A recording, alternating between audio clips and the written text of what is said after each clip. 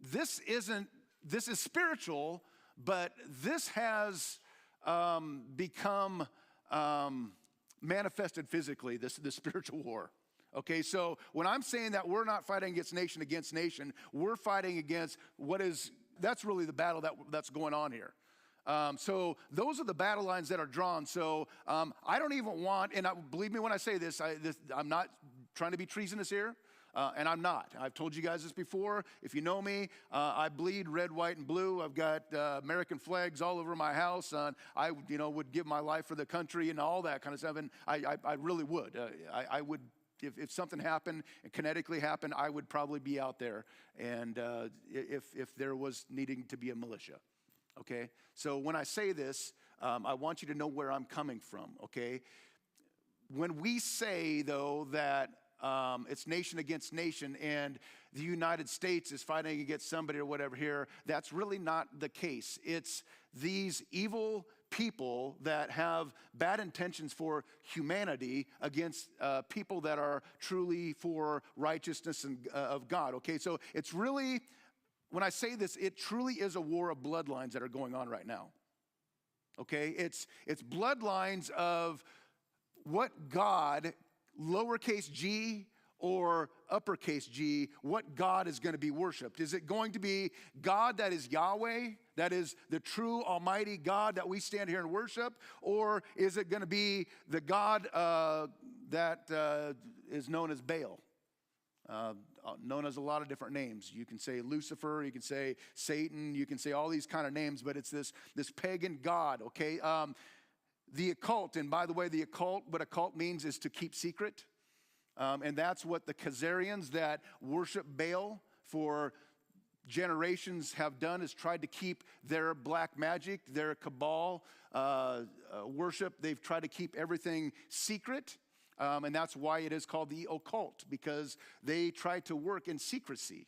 All right, even though their curses are made stronger when they somehow make it known, coded to the world, what they're going to do through movies, Hollywood, all these kind of things, what they're going to do. They get a big kick out of that kind of thing, but yet they try to keep things as secret as they can. And that's where we're at right now in the world right now, that I would classify that is not the Great Reset, but it's a Great Awakening. And that's where we are called to be people of light, okay, people of truth. That we need to let people know what truth is, okay? And you need to know the truth. The truth will set the world free, okay? We can't be people that are of deception, that are being deceived of the propaganda that's coming from the media outlets that these people control, okay? So anyway, that is what we fight right now. Now, when we go in to look at this season of Baal that Jonathan Kahn is going to kind of go into here a little bit, these Baal worshipers are originated, and I've said this before, that are traced back all the way to the very beginning times in Genesis 3, actually, but we can really trace it back to Nimrod. And this is where we get into what we're going through right now with, and I got to hurry up here to get through this, but this is where we're at right now in the season that we're at, where the origination comes from of this thing that we call Lent. Okay, that we call Good or Ash Wednesday, that whole thing. And as we start going into Palm Sunday and Easter and all those kind of things, we got to understand that these things actually were driven all the way back to this Moloch Baal worship that began at the very, very beginning with Nimrod. Okay, Nimrod was a Moloch worshiper. Might have been one of the reasons he was killed by the people of righteousness back then. I don't want to go into all that. I don't have time to go into all that. But when we're talking about Baal worshipers, we're talking about Nimrod, there is alternatives to this whole idea that we have in Christianity called the Trinity. Okay, so there's all these false trinities that all these different religions have set up that are traced back to Nimrod. So Nimrod was obviously the one that created Babylon. So it was a Babylonian story. But we also have the same story with Egypt. So we have, instead of Nimrod and Semiramis and Tammuz, those are the three trinities when it goes all the way back to Genesis 10. Egyptians are talking about Osiris, and when we talk about Baal worshipers right now, when we're talking about the Cabal right now, you're going to have to understand, like Washington, D.C., and the phallus that they have called the Washington Monument, okay, that is Osiris's male part, okay? We'll just leave it at that, all right? To where the belly of the Capitol would be his wife, okay, and his wife is Isis. And then Horus was, of course, the son, the Trinity, okay? So it's the same story as what you have with Nimrod, Semiramis, and Tammuz. The Greeks had Zeus, Diana, Dionysus, and Romans had Jupiter, Venus, Cupid. Persians had Mithras, and the story goes on and on and on and on, okay? But here's what I want you to know as we're going into this right now. Most Christian rituals that we participate in right now are originated with Baal pagan worship that went through the ruler Constantine in 313 AD. Okay, that's when so many things were incorporated within the church. Okay, and it went through, obviously, universal religion is called Catholicism. Now, when I say this, if there's any Catholics in here or watching right now, I'm not saying you're a bad person. Okay, there's a lot of very, very good Catholics. I'm just saying that is the universal religion, and that's what Catholicism is. That's why it's called Roman Catholic Church, because Constantine combined the Roman religion with Christianity and came up with Catholicism, which is universal religion, and he took what we're talking about here, Baal worship, and he combined it with Christianity as well. So we've got a lot of rituals that were passed down from the Catholic Church to the different denominations, and we do things right now that we wonder, why are we doing these things? Okay, we have no idea why we do these things.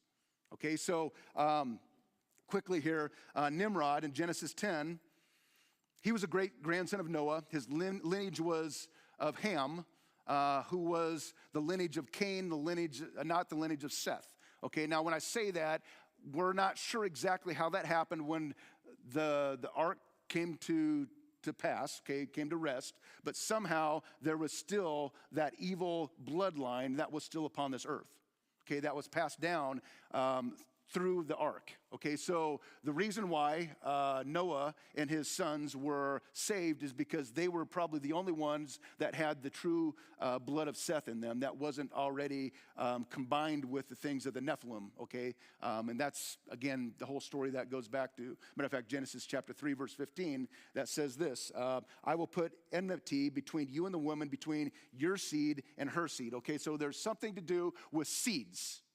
Okay, matter of fact, in the Greek, that word seed is sperma, okay? And that means the seed of a man. There was going to be a battle from the very, very beginning between the seeds, the bloodlines of Cain and the bloodlines of Seth, okay? Passed down, made it through the ark. My belief is that Ham's wife probably had Nephilim blood within her. Okay, so that's why after the ark took place, there was giants, which Nimrod was a giant. The Bible says that. Okay, so Nimrod, he was, again, that lineage. It does say he was a giant. He had, now listen to me here, okay, he had what they would call the reptilian blood within him. Now, you got to be careful with that, okay, because I'm not saying that Godzilla is running around the world, okay. Maybe he is, I don't know. But anyway, but it did say that the serpent beguiled Eve. All right, and I'm not going to go deeply into that, but there was a bloodline that was a seed that was transferred into Eve, that was into Cain, that has been passed down. So when you're talking about the reptilian seed, as you hear that a lot, really what it's talking about the dragon seed. Okay, you know, in the book of Revelation, dragon is released. Okay, so what is a dragon? A dragon basically is a serpent that doesn't have legs. All right, so this is where the Bible is referring to all these. We think it's symbology, but the fact it's talking about bloodlines is what it's talking about. That's where, when you're talking about the dragon seed, you get the whole idea of the draconian ways. Okay, we're fighting right now, by the way, a draconian war. We've been fighting a draconian war from the very, very beginning. Okay, what is a draconian war? A draconian war is based on a caste system based upon genetics. Okay, so the seed was always going to be attacked. Okay, that's where the spiritual seed is always being attacked. Okay, that's what's being attacked right now through the world right now, is going after the DNA, RNA, the seed. Okay, that's what's going on right now. Okay, so anyway, going back to Nimrod. Nimrod was a first globalist. He was of the Tower of Babel. He was the first Antichrist. He was anti-God. He wanted to be God. His desire was to change the human bloodline into his bloodline, and trying to weed out the image of God. And that's what these draconians have been doing. Listen to me, everybody, ever since day one. And I'm trying to tell you guys, these people are extremely evil. And it's been going on since day one. That's why I say we're not fighting against nation here. We're fighting against these draconians. And that's what they've been doing since day one, when in the Garden of Eden, it's going to be your seed against the seed of righteousness. And it's been fought ever since day one. And that's what's going on right now. These draconian caste system genetic wars that's going on. Okay, so anyway, Nimrod. Here's what's going on here, that the time that we're in right now, and when I'm saying the season that we're in right now with Lent and all that kind of stuff that we get from Baal worship. Okay, so Nimrod, here's the story. Nimrod dies, and how he was killed, there's a lot of different thoughts about that, but he became the sun god. And by the way, when he died, the story goes that there was an evergreen tree that grew up right where he died from. And every year, on his birthday, that was December 25th, they would bring gifts to that tree, that evergreen tree where Nimrod died. Okay, now again, am I destroying your rituals? Sorry. Okay, I'm not trying to. I'm just telling you the story. Okay, take it for whatever you want. Okay, his body was cut up into 13 pieces, thrown into the Euphrates River. If you want to do the Egyptian story, it was Osiris. His 13 pieces was thrown into the Nile River. But the fact is, Semiramis, his wife, went to find the body parts, only found 12 of them. She couldn't find the male missing part. She made the obelisk, or the phallus. Okay, again, that's where you get the Washington Monument at. Okay, that's what's worshipped in Washington, D.C. That, by the way, is not part of the United States of America. Okay, that is a separate thing, just like London is not part of the UK, just like the Vatican is not part of Rome. Okay, those are the three nefarious places. And by the way, every one of them has a phallus or this missing male part, the obelisk. And it also has the big dome building that is the belly of Osiris. Okay, and that's what they try to do, is in all these ceremonies they're trying to raise up Osiris once again, or Nimrod, which is the Antichrist. Okay, we talked about that before. One of the main reasons why we went into Iraq is because they found the tomb of Nimrod. Okay, and they're going after that DNA, and a lot of people think that the Antichrist will be raised up with that genetic DNA. Okay, that's the story anyway. I'm not the Navy SEAL that went in and did it, so I don't know, but that's what the story is. Okay, going on here. Well, I'm going to run out of time here. Let me just try to quickly get through this. Nimrod, his wife was Semiramis. I just said that she created all these body parts once again. She created this phallus. She had relationships with the phallus, was impregnated by the rays of the sun, supposedly, that were from Nimrod. She got pregnant, and she had this child by the name of Tammuz. Semiramis is the goddess of fertility, by the way. That's where we get the word Easter, or Astarte. By the way, when you look at the Statue of Liberty, that is her, or it's Isis, that's another name, or Mithras. Okay, depending on whether you want the Greek version, whether you want the Egyptian version, or you want the Babylonian version. Okay, she is Ishtar of Syria. She is Astatar of Phoenicia. She is Isis of Egypt. She is Aphrodite of Greece. She is Venus of Rome, okay? She died. Now, here's where it gets interesting here with where we're at right now. She dies, Semiramis. She is resurrected. She becomes the goddess of fertility. And she goes up to heaven. And here's the story, is she is sent back to earth in an egg. Okay, she goes down, she hits the river Euphrates, Now, again, if you're wanting the Egyptian story, she hits the river Nile. This egg breaks open, and you know what it turns into? It turns into a rabbit that lays eggs. This is a story, okay? This is the fertility goddess, okay? This is Easter, okay? I'm laughing with you guys. They're laughing, but we're laughing going, that's so stupid, but this is what we do. We don't think about it, okay? So what happens now, as we get into this whole idea of we would never, ever think about celebrating the babies that are being killed, the human trafficking, and all the satanic ritual abuse that's going on right now, would we? I mean, we're a church. We would never do that, okay? Here's where it gets interesting because what happens is Semiramis, when she dies, they have a celebration for her, and what they do is they set up an altar of Astor or Astarte or Easter, whatever you want to call her, okay? And what they do is they take eggs in, here's what they do is they sacrifice kids, okay? And on her altar, they blood these kids, and then they take eggs because she came down as an egg, and they dye the eggs in these kids' blood. That's where we get dyeing eggs. Okay? It's a celebration of the bloodletting of kids is what it is. Okay? That's the story that has been passed down through all of this. Okay, how about Tammuz? Okay, Tammuz, her son, by the way, that's Horus in the Egyptian. He's a reincarnation of Nimrod. He's a hunter, as Nimrod was. He's around hunting, and he gets killed by a wild boar. All right?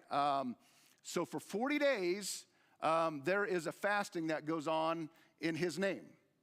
Okay, that we're not going to eat for 40 days meat. And on that 40th day, we're going to go ahead and sacrifice a wild boar and eat ham. Okay, so there's where you get Lent, and there's where you get your ham that you eat on Easter. Okay? So anyway, the last thing I want to say too is part of this Lent ritual that we all look at is this whole idea of Ash Wednesday. Okay, Ash Wednesday is this Nordic ritual that's a protection from the god Odin, which is called Odin Day or Wednesday, which is Ash Wednesday. And it comes from the Vedic Indian religion, the fire god called Igni, where we get the word ignite. Igni has the authority to burn away sin, so ashes in this pagan ritual represent forgiveness. Okay, so my whole point is everything that goes on right now, okay, we would never say that we're in a time of Baal in the Christian church. But the fact is a lot of our rituals we do go right back to Baal worship. And we don't even think about it. And somehow he has deceived the church to where we're taking part of a lot of these rituals. Now, does that mean we're not going to celebrate the resurrection of Jesus Christ? Absolutely. I have a hard time using the word Easter as a pastor. Sometimes it does slip out because I'm an American as well, and I've been ingrained to that, but that's why I like to use the resurrection of Jesus Christ. So it's Resurrection Sunday, that kind of thing, because Easter is what I just told you right there, okay? That's where it all comes from. So I'm not trying to deny you guys from doing, whatever you want on these celebrations. But here, let me read this real quick, and then we'll turn that video on. And I don't know, Ryan, if we'll be able to get through it all. In Ezekiel chapter 8, this is what it says here. This is 8:13. If you want to turn there, you can. If not, I'll just read it real quick. We don't have it on the screen unless Ryan is really quick with his fingers. But Ezekiel 8:13, it says, "And he said to me, turn again, and you will see greater abominations." Remember the word abomination I used Sunday? Ab means to turn away. Omen means from the event. Okay, that's what abomination means, to turn away from it. So God's saying, and you will see a greater abomination that they are doing. So he brought to me to the door of the north gate of the Lord's house, and to my dismay, the women were sitting there weeping for Tammuz. Okay, so here it is in the temple of God, and these women are weeping for Tammuz, the story I just told you about. And God's saying that right there, that they're weeping for Tammuz, that they're celebrating his life, his death, those kind of things. He says, that is an abomination to me. And then it goes on further down here, and where are we at here? Verse 16, at the end of verse 16, I'll just go through 16. So he brought to me into the inner court of the Lord's house, and there at the door was the temple of the Lord. Between the porch and the altar were about 25 men, and with their backs towards the temple and the Lord, and their faces turned towards the east, and they were worshiping the sun towards the east. So what were they worshiping? They were worshiping Nimrod, okay, the priests. The Jewish priests, instead of worshiping God, they were in the temple. The women were worshiping or crying for Tammuz, and these guys were worshiping Nimrod, Baal worship right here in the temple. And God is saying that this is an abomination. Verse 17, he goes on, it says, and he said to me, have you seen this, O son of man? Is this a trivial thing in the house of Judah? Is this trivial? That we would go on and do these celebrations to Tammuz and to Nimrod, the sun god, and God is saying, it's not trivial. And the fact is, the Christian world has been deceived into this whole idea of Easter bunny, Easter eggs, and you're looking at me right now going, oh, you're one of those kind of pastors, huh? Well, maybe I am, I don't know. Yeah, you know what? We still celebrate Christmas and all those kind of things at the Mackey household. Okay, we will still have people over after Resurrection Sunday probably and eat a good meal, that kind of thing. But this is the great awakening. Okay, you need to know the truth because the truth will set you free. And there's some things that we're doing right now that God says, that's not trivial. You're worshiping Baal, and you need to know what you're doing when you're doing these kind of things. Okay, so anyway, with that said, I've taken up too much time here, but this is about 35 minutes, I think, so we're going to run right around 8 o'clock. But this is Jonathan Cahn again, talking about we are in the season of Baal, all right? And we literally right now, in Christianity, when we're in this religious Lent season, this is truly a season of Baal if we're not very, very careful about it. So anyway, go ahead and run that.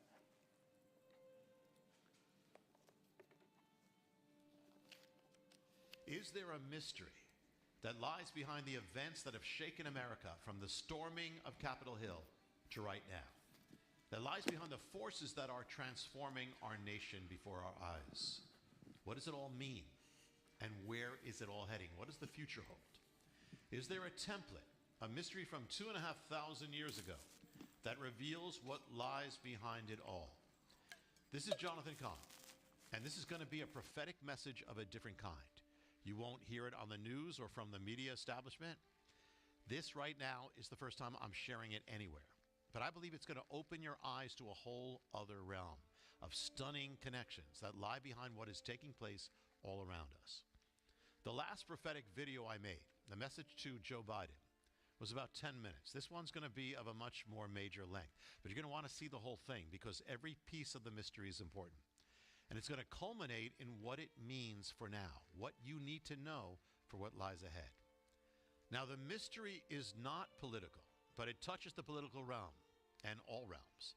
And people may seek to use it politically from any side, but it's above that, it's spiritual. Nothing in it condones what happened on Capitol Hill.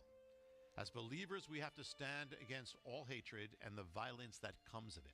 Our agenda is the love of God, including manifesting it to those who oppose the agenda of God, to manifest the truth in love. At the same time, people could seek to use the paradigm for the sake of attributing blame.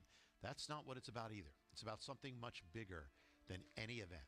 It's about the very course and future of America, as you'll see. Now, I've written several books, starting with The Harbinger, but after I write them, I don't often have the time to read them. But in recent days, I've looked through my first book, The Harbinger, and been seeing how what was there and warned of is coming to pass, manifesting even more clearly now. That's one of the things that led me to write The Harbinger 2, the last book. But the mystery I'm going to open up now begins in a different book that I wrote called The Paradigm. And what I'm going to show you is not in the book, but it's the continuation of the mystery that begins in the book. So let's set the foundation. The paradigm is not a prophecy, but a prophetic template. It's not saying that the scriptures prophesy the leaders of our day, but that in the scriptures are templates that can replay, and that God can use those templates to speak and give revelation. The template of the paradigm concerns a nation, ancient Israel, that once knew God, but is now rapidly falling away from him and heading ultimately for judgment. America is also a nation that once knew God and is now rapidly falling away from him. And the warning is that its course ultimately leads to judgment. The paradigm contains specific ancient prototypes that lie behind modern leaders on the national stage of our time. I won't name the ancient kings or queens of the paradigm except one, the one that involves Donald Trump. But the first king from ancient Israel is a divided man who knows of God but leads the nation in apostasy from God. He's going to be linked to a culture war in his nation, and it's going to accelerate his country's fall from God. The ancient king will be the prototype of President Clinton, who will be the antitype. The ancient king's reign was known for scandals, so too the Clinton presidency. Bill Clinton entered the national stage as governor 1979. His presidency ended in 2001, so his time on the national stage was 22 years. The ancient king in the Bible, his prototype, was on the national stage for 22 years. The ancient king was unique in that he ruled in a co-regency with his wife, the queen. The ancient queen was even more committed to carrying out an anti-biblical agenda. She championed a religious practice and worship of Baal that involved the killing of little children. So the Clinton presidency was also unique in that observers labeled it a co-presidency of Bill Clinton and his wife, Hillary Clinton. Hillary Clinton championed an anti-biblical agenda involving the killing of little children, abortion. She was hailed by the abortion industry as the abortion champion of the century. In the 19th year of the ancient king's time on the national stage, a scandal breaks forth in his administration. In the 19th year of Clinton's days on the national stage, starting in 1979, it comes out to the year 1998. The chief scandal of the Clinton presidency surfaces in the year 1998, the 19th year. Clinton's time on the national stage began specifically in the month of January 1979. The scandal breaks out specifically 19 years later in January of 1998. In the paradigm, 3 years after the King's scandal, his reign comes to an end. Clinton's presidency ends in 2001 on January 20th. Go back 3 years and it leads you to January 20th, 1998. January 20th, 1998 is the very night the scandal breaks out, 3 years to the exact day. In the paradigm is another mystery. The ancient king actually voices repentance temporarily for his sins. 3 years after he does that, a calamity comes on the nation. Clinton also voiced repentance for his sins. It happened in a White House gathering. 3 years after that day comes out to the day September 11th, 2001, the day that calamity comes upon America. And it pinpoints it to the morning of September 11th, to the very hours of the calamity. Now, after the end of the ancient king's reign, his queen, or the former first lady, continues on the national stage. She continues to inhabit the political realm and dwells in the capital city. So Hillary Clinton follows the ancient prototype and continues after her husband's presidency to inhabit the political realm and the national stage and to dwell in the capital city. She continues as a champion of abortion. Now, in the paradigm and in the book of Kings in the Bible, another king rises up, an ancient king who will continue in the ways of the first king, leading the nation away from God. He'll be the prototype and the mystery behind Barack Obama. Obama comes onto the national stage in the Democratic Convention of 2004, suddenly. And he'll be sworn into his first national office in January 2005. His time will end at the end of his presidency on the national stage, with his last year being 2016 and his leaving office in January 2017. How many years Obama on the national stage, 12 years. The ancient king, his prototype, was on the national stage for 12 years. Joining that ancient king in the palace was the former First Lady. So joining Barack Obama in the White House was the former First Lady Hillary Clinton as Secretary of State. Now then comes a change. Now I'm sharing the foundation that's in the book, The Paradigm, and I'm only giving a nutshell. There's so much more. But then comes a change in the template. There comes the rise of an unlikely man. He's going to be the prototype behind Donald Trump. His name is Jehu. Jehu is different from the others. He's not a politician. He's not of the royal house. He's a fighter. So is Trump. Jehu is wild, impetuous, unpredictable. So is Trump. Jehu begins a race to the throne. It's described in the Bible as a crazy. He's driving the chariot crazily. Well, so was Trump's race to the White House. In the midst of his race to the throne, Jehu makes an alliance with the religious conservatives of the land. So did Trump. Specifically, Jehu invites a partner into his chariot into the race. His name is Jehonadab. He's a holy man known for his piety and abstinence. So Donald Trump will invite a man known for his faith, his piety, and abstinence to be his partner in the race, Mike Pence. Jehu comes to power in the 12th year of the previous king's reign, the prototype of Barack Obama. So Trump rises to power in the 12th year of Obama's time on the national stage, specifically to January 2017, the time of his inauguration. Then comes a showdown. Jehu versus the nation's former First Lady, the former Queen. So there comes a showdown in America. Trump versus the nation's former First Lady, Hillary Clinton. Now, it looked as if Clinton would win the election, but the paradigm says that when the two come head-to-head, the Queen, the former First Lady, will fall, and Jehu, the warrior, will prevail. And that's exactly what happened. Now, how long was Hillary Clinton on the national political stage? 22 years with her husband, then 12 years in Washington on her own. For 2 years, she retired from public life. Then she came back to run for 2 more years. So 22 years with her husband and 14 years on her own. What about the ancient queen in the Bible, her prototype? The ancient queen was on the nation's political stage with her husband 22 years, and then on her own 14 years. Now, Jehu comes to the capital city to reign. He has an agenda to drain the swamp. He comes against the worship of Baal, which means he opposes the killing of children. He cuts off state support for the cult of Baal. So Trump comes to the capital city, Washington, with the agenda to drain the swamp. He will oppose and seek to cut off state support for the killing of children, abortion. The reign of Jehu represented a reprieve, a holding back of the forces that were impelling the nation's apostasy and fall from God. And that is the significance of the presidency of Donald Trump. It's not about Donald Trump any more than it's about Jehu. But it was to hold back the forces impelling America's fall from God. Now, when Jehu came to the capital city, he destroyed the temple of Baal. When Jehu rises, the temple of Baal falls to the ground. The American Jehu, Donald Trump, began his rise in the summer of 2015 when he declared his candidacy. Now, it turns out there actually has existed a temple of Baal, an ancient temple of Baal in Palmyra, Syria, surviving 2,000 years of world history. The rise of the modern Jehu begins in the summer of 2015.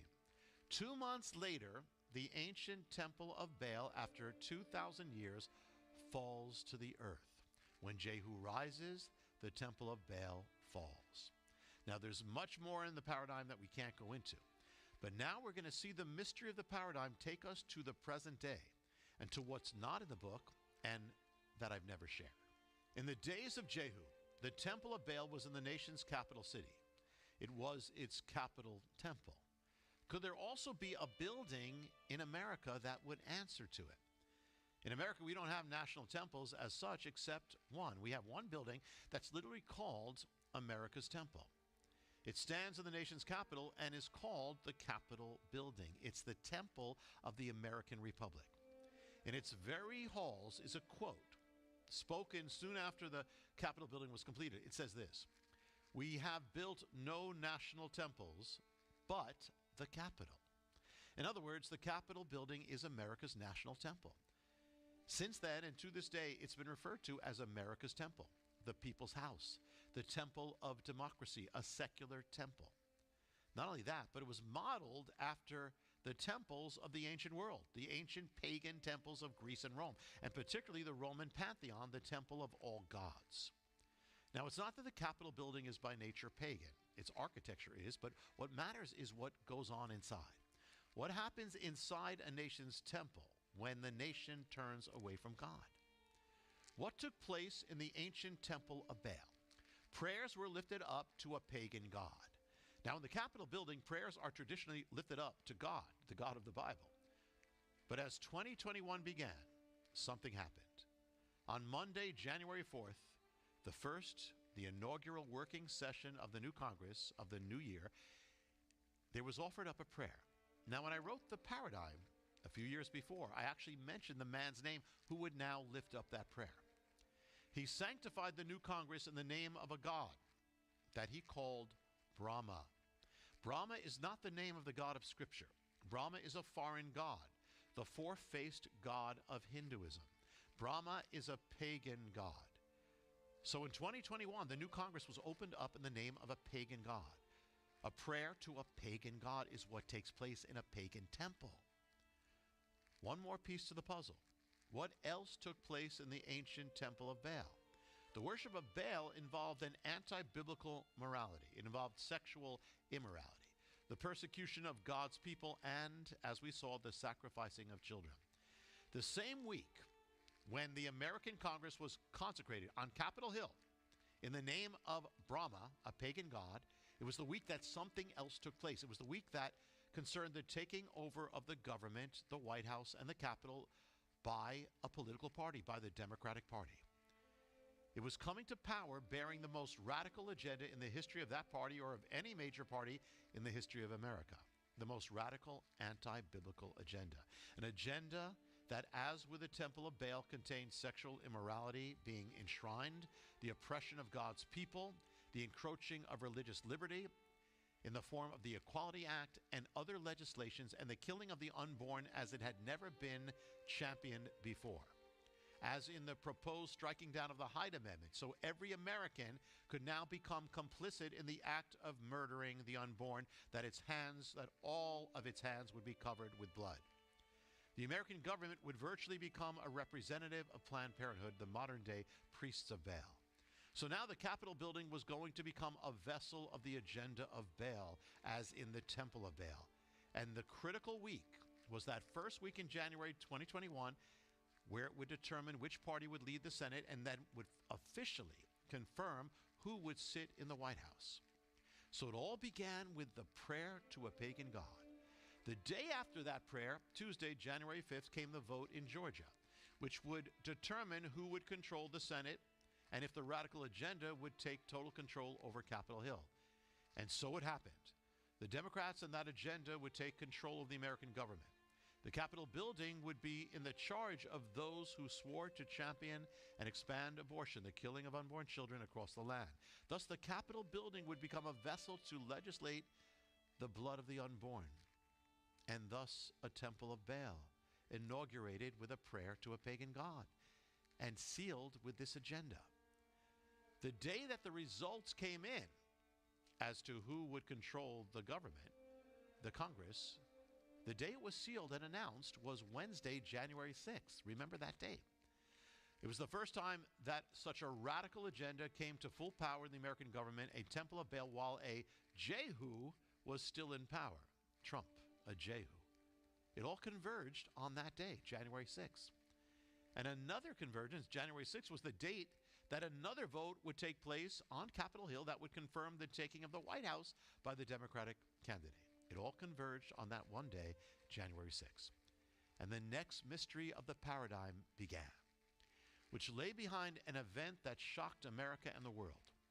Now remember, what I'm about to share is the revelation of a template, not to assign values or judgments, but to show you how the ancient template replays and what it ultimately means. The mystery I opened up in the paradigm now continues. 1 Kings 10 records that Jehu, King Jehu, calls for an assembly in the capital city to gather the people there. It's actually a trick to get the priests of Baal into the temple of Baal and then to act against it. The template means that Jehu will call for people from all over the nation to come to an assembly in the capital city. So the American Jehu, Donald Trump, calls for an assembly, calls for people from all over the nation to come to the capital city, just as Jehu did. Now, that day, the template is going to manifest in two ways in two gatherings. One is that gathering called for by the president. The other is going to take place inside America's temple in the gathering convened by law of leaders. Now, who is it that gathers inside the temple in the paradigm? It's written in the book of Kings, "Now therefore call to me all the prophets of Baal, all his servants and all his priests." The leaders of Baal. In modern America, that answers to those who promote and advance the killing of children and an anti-biblical morality. Now, in America's temple that day, in the Capitol building, those who ascended to power were those who championed that agenda of Baal. Not all of them were, but those who ascended to power were of the agenda of Baal, the Democratic Party at that moment. The ancient paradigm is going to center on two sets of people: the priests and worshipers of Baal gathered inside the national temple, the Capitol building, now in control, and the other, those who support Jehu, who follow his leading. In the template, Jehu goes to the temple of Baal. On January 6th, it was to culminate with the American Jehu, the president, going to the Capitol building. That was the plan. He would end up going to the White House and watching the rest, but that was the plan, and that was what was announced that day. In the biblical template, Jehu's partner, the pious religious conservative Jehonadab, he goes into the Capitol building, the Capitol temple. And interesting, though he must have left the temple, the text doesn't record him specifically leaving. On January 6th, the American Jehu's partner, the vice president, Michael Pence, known for being a pious man, a religious conservative, enters into the Capitol building. And he's going to stay there throughout the day and night. In the template, it will end up that both Jehu's opponents and loyalists will be in that house, in the Capitol temple, and will come into conflict or battle there. So Jehu convened a gathering in the capital city to set something in motion. Trump convened an assembly in the capital city, and it set something in motion. And the center of the template is the Capitol temple. The account continues. Jehu appoints a multitude of men to come to the temple to stand outside the building while a convocation is taking place inside the temple of Baal with the priests of Baal. So on January 6th, the American Jehu appoints a multitude of mostly men to come to the American temple, the Capitol building, to stand outside the building while a convocation is taking place on the inside. In the template, those who stand at the temple on the orders of Jehu and who will be central in the events that are about to take place are men of violence. On January 6th, it was certainly not all, but among those central in the events that took place were people of violence. Among the more well-meaning who came to Washington that day would be people belonging to militias and supremacist groups and more, whose ways have nothing to do with the children of God. So in the ancient template, inside the Capitol temple, a convocation is taking place involving the priests and worshipers of Baal. In the midst of the proceedings and rituals, while a multitude is standing outside waiting. So in America, inside the building, proceedings are taking place. They're going to seal and hand the presidency to an agenda of Baal. In the midst of the proceedings and rituals, and outside the building, stand a multitude of men, mostly men in waiting. In the template, Jehu gives orders to the men outside the building. On January 6th, it was Trump who gave the multitude orders to go to the Capitol and make its presence known. This is not to assign intentions or blame on one hand or condone it on the other, but this is the ancient template.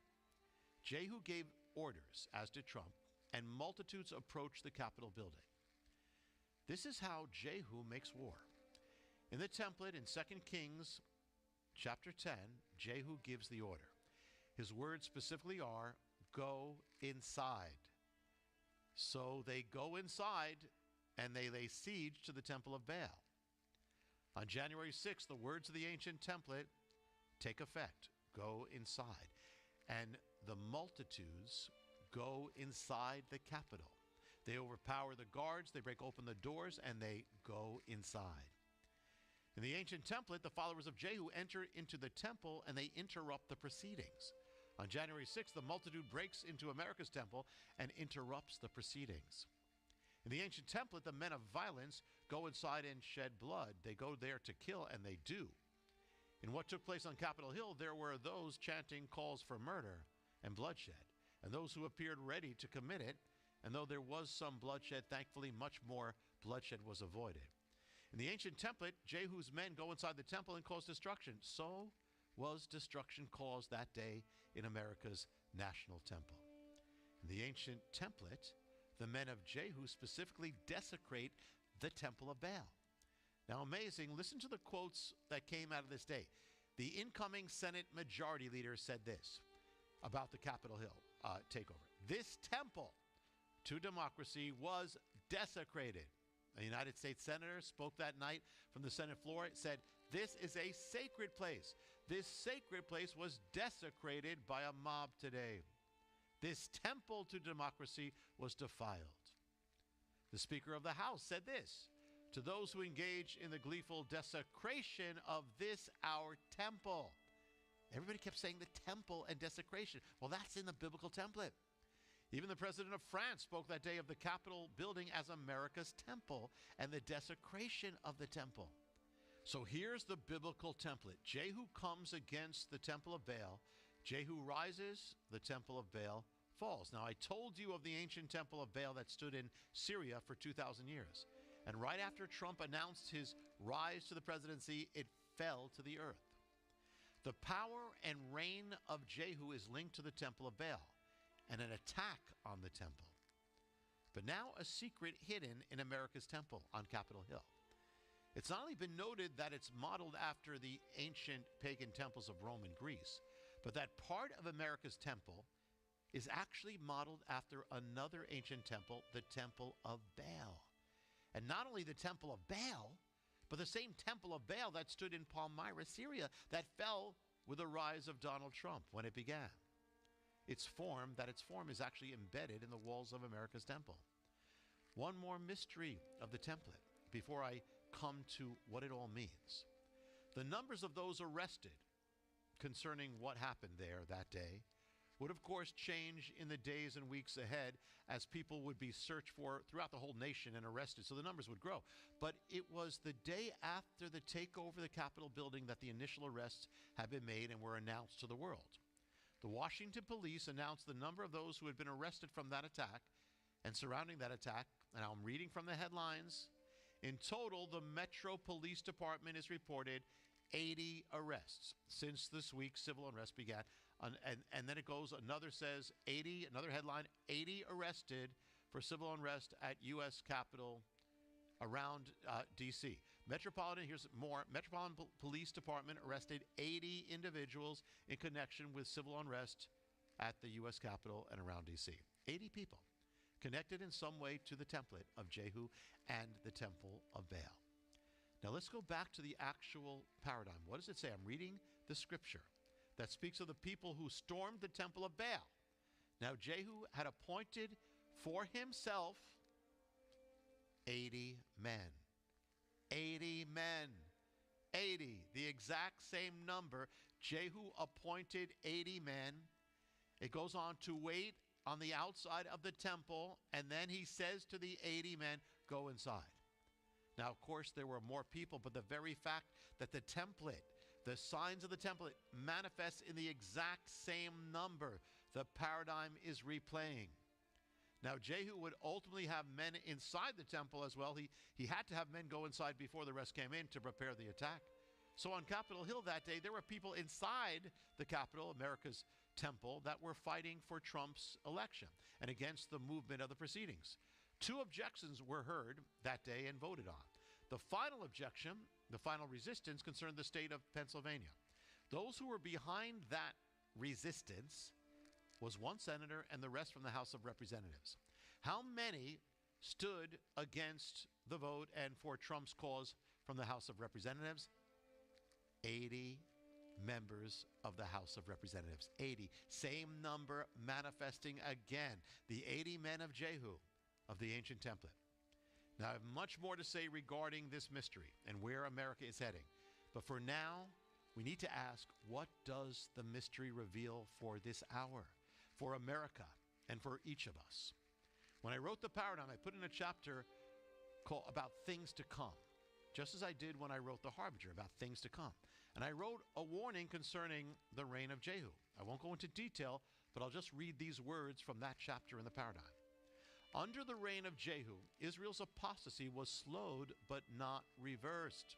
So the nation's short-term danger was averted, but the long-term danger was not. Jehu wasn't the answer. He was used by God, and he did good on one hand. But the Bible says his reign was mixed. His reign was a reprieve to slow down the nation's apostasy and give the nation a chance to return to God. It was a window of time. And here's why it matters. January 6th was the day that the window came to an end, that window. It was all sealed on that day. It was the watershed moment. The moment that the Republicans lost the Congress and the president officially lost the presidency. The end of the window of Jehu. So it was a moment of spiritual importance, and so everything exploded. So why did the ancient paradigm manifest so strongly that day? Why did it follow the ancient template? Because that was the template that frames the reign of Jehu. Jehu's rise to power was sealed as he prevailed against the temple of Baal. He laid siege to it. Trump began his rise, and the temple of Baal falls to the earth 2 months later, after 2,000 years. And now that same template is again replaying. Jehu versus the temple of Baal. Jehu against the forces of Baal. But this time, it wasn't the day of Jehu's victory, but of Jehu's defeat. The same day that marks the official loss of his presidency and of the Congress itself was the day that the ancient mystery manifests before the world. The same mystery that marked the beginning of his reign now marks the end, or the beginning of his rise and reign now marks the end of his reign. It was the reversing of the fall of the temple of Baal. It was the rising back, the return of the temple of Baal. And all sanctified, all begun in a prayer to a pagan god. What does it mean? It means that we are now in a new day. These are the days of the reign of Baal. The agenda of Baal has taken control of the nation's government. Baal's agenda concerning the blood of the children, the forces of abortion. Baal's agenda concerning sexual immorality. Baal's agenda of war against the ways of God and his people, the war against religious liberty. And Baal's acceleration of the nation's apostasy. So what must we do? What must you do? If these are the days of Baal, then these must also become the days of Elijah. We must become more and more like Elijah, uncompromised, untainted, undefiled, unentangled with the world, separate from the world, yet a light unto the world. You must become more single-minded, rooting out all compromise and all fear of man, more pure, more focused, more single-minded, more set apart, stronger, bolder, less wavering, and more absolute, proclaiming the truth to a civilization, to a culture, to a nation that rejects it and yet needs it all the more. Never retreating, but always advancing, proclaiming the gospel of Messiah, the salvation of our God. Now, as I'm led and able, I'll seek to share more of the mysteries, revelations, and where we are heading in the times ahead. It'll be on this channel, as are the other videos, and the most detailed revelations will be in the books, from the Paradigm to the Harbinger 2. Until next time, be strong and of good courage. Know that the days of greatest challenges produce also the greatest witnesses, the greatest men and women. Okay. All right. So anyway, as what happened with the Harbinger, there is a template within the Word of God that seems to be running through once again. I've entrenched myself into listening to intelligence, people that are close to inside of what is going on with, more of the Trump side. When I say that, I don't say that I am like this Trump guy. I'm not. But I've listened to enough people that are around that situation, such as the last 2 weeks. There's been a lot of meetings in Mar-a-Lago that have been, a lot of things have been discussed. I would tell you this, though, that the people that are close to that situation know the Bible probably better than I do. And they are not pastors, but extremely sharp people. I don't know if they are being driven by God to run this template, or if they know this template, so they are just setting up what they see in the past history. But for some odd reason, history repeats itself, and it is certainly repeating itself right now.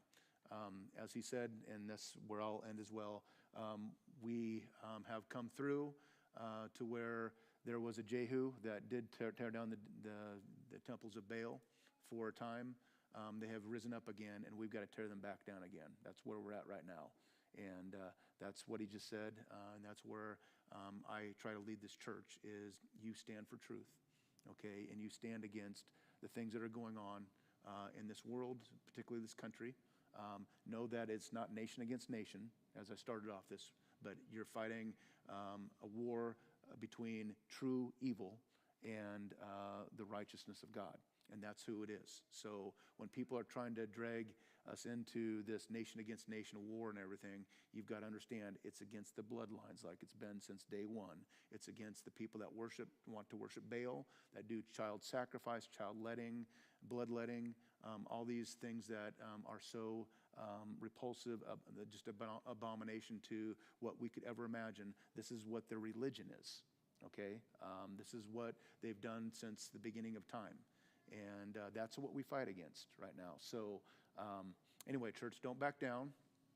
Make sure that you're thinking about everything you're doing. You're not worshiping Baal by accident.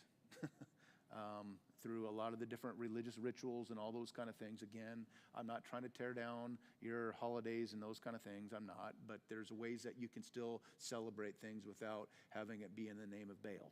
Okay, so think about these things. Study. Get the right intelligence, okay?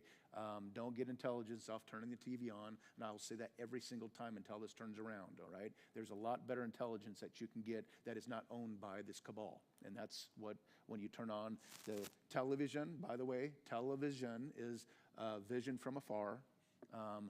You turn the right channel, okay? Channel is talking about something that is television comes from. It's through the social programming of your mind. Okay, so be very, very careful what is being programmed in your mind, right? Okay, well, I'm running late. It's 8:08. Any quick comments? I know we got some youth and those kind of kids to pick up. My wife is going to, like, shoot me if we go too much longer. But any other thing that you want to bring up?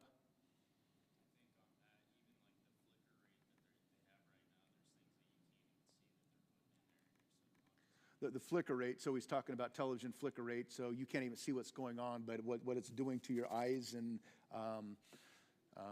Danny has studied a lot of this very, very deeper stuff, okay? And there is things from a psychological standpoint that you have no idea of what they are trying to do or are doing to you, okay, and to the world right now.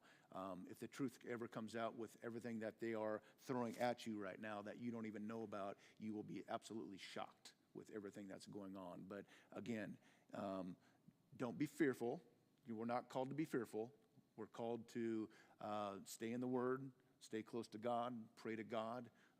He is all-powerful. He is much more powerful than these people are.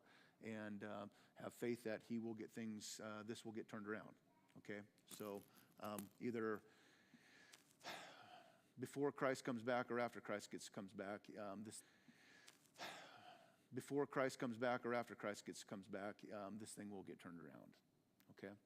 All right. Anything else?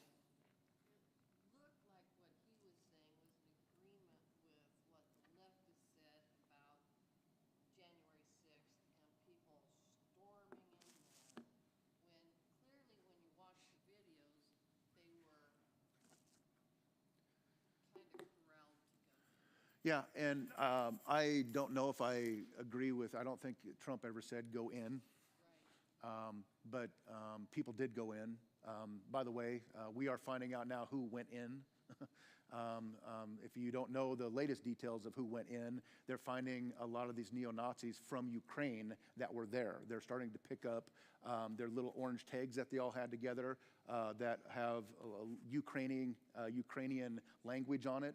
Matter of fact, they just picked one up that just left Ukraine, went to another country. He's been identified as one of the main people that went into the Capitol building.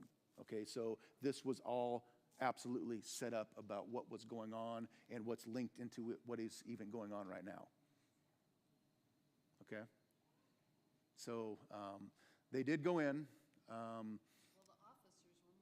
Well, we all can know that right now. We all know that there is not justice right now. We all know that there are people in those jail cells right now that either have committed suicide because their torture has been so bad or whatever, but we know that justice has not been served yet. You know, when that's going to happen, we can all just continue to pray about it and try to keep things from going kinetic because people are starting to lose their patience on it. So, okay, anything else? Okay.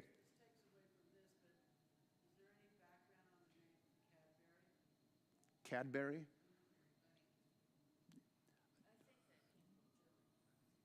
Yeah, I don't know.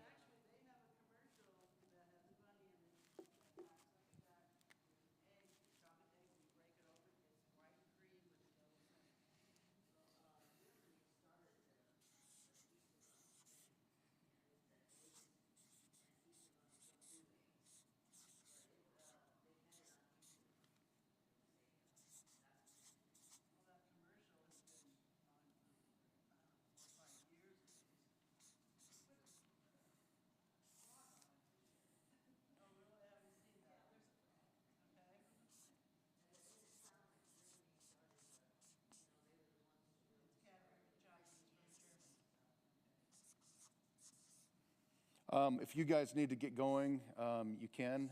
This is extra credit, okay? I'll put a star on your paper if you can figure this one out. And again, you're welcome to go get your kids if you need to. What's that? Okay, well, I'm not even talking about the youth. I'm talking about my wife because I want you to save me from her. Oh, the kids are still, okay, you're cool. If you want to hang out, you can. I know I'm keeping you longer today, but we're having a lot of fun, aren't we?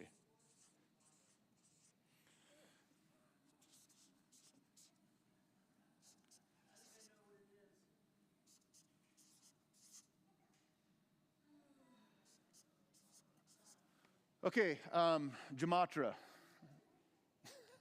kind of. What's significant about this date right here? Okay, that's when World War I begun.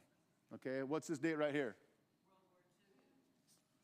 World War II begun. Okay, now when I say this, okay, tell me that there isn't something that's very interesting going on here because I don't know how this could be a coincidence. What's this date right here? Okay, I'll just put Russia versus Ukraine, which I don't even like saying that because, again, it's not nation against nation. It's righteousness against very, very evil. Okay.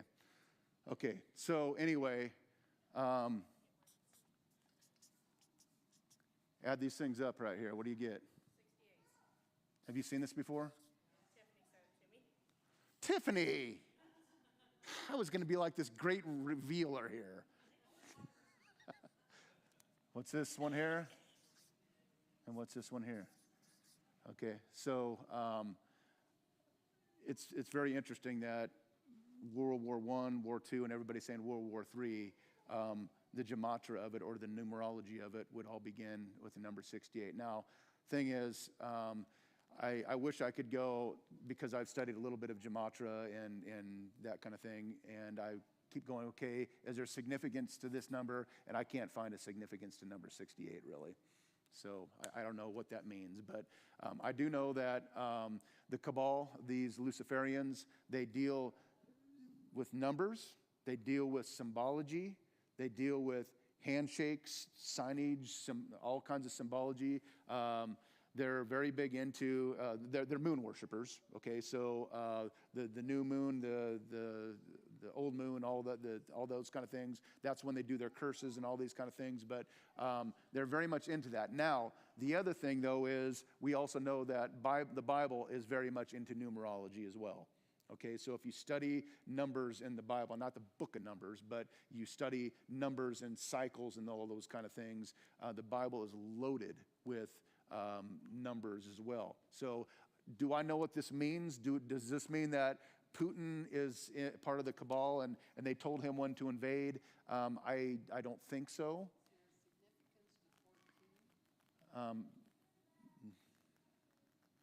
Not to my knowledge. 14, I don't know. But I did try to study 68 as I came up with this going, okay, what is that number? Because is it something significant to the cabal, to the Luciferian worship? And I'm just not finding what that is. But still, does this mean that this is going to be World War III? I don't know. I wanted to throw that as extra credit because I don't have an answer for you, but I just thought it was very interesting that people are coming up with that. People smarter than me that can look at numbers and go, oh, those are 68. You know, I don't know how people think about that, but they do. But anyway, there you go. So, well, the thing is that the cabal wants it to be World War III. Okay, they number one, they're into depopulation. They make money. The military-industrial complex makes money. They are out of money right now. I mean, the dollar is broke. The Fed is broke. London is broke.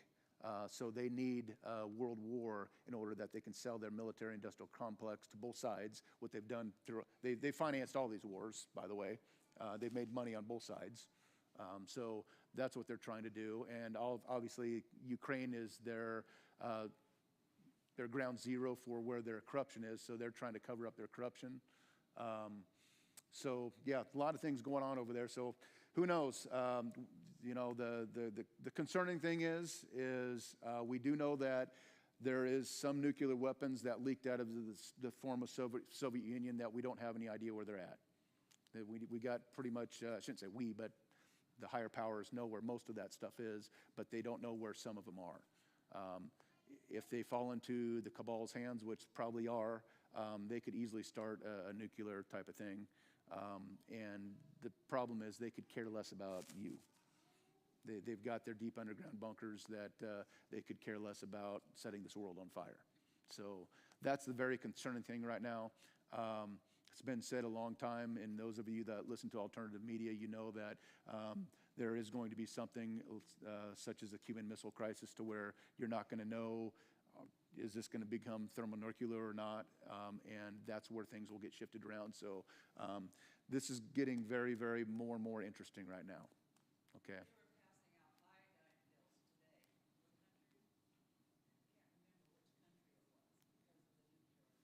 Yeah. Probably Russia. I mean, because Putin's been getting their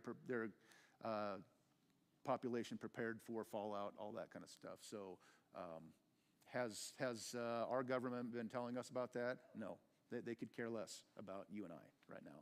I hate to say that, but that's where we're at right now. At least he cares about his country. Yeah. Well, we care about our country, so we'll just take it back, right? That's what the church has to do. So anyway, I don't have any way of tying that to anything except I just thought that was very interesting. So anyway, anything else since we're in overtime? What's that? Well, all of them were trying to take down the Fed is what they were trying to do, and taking down the cabal. And all of them were killed. Matter of fact, it was Andrew Jackson as well. Basically, everybody that's been assassinated was on the same beat of trying to take down this government. So, yeah.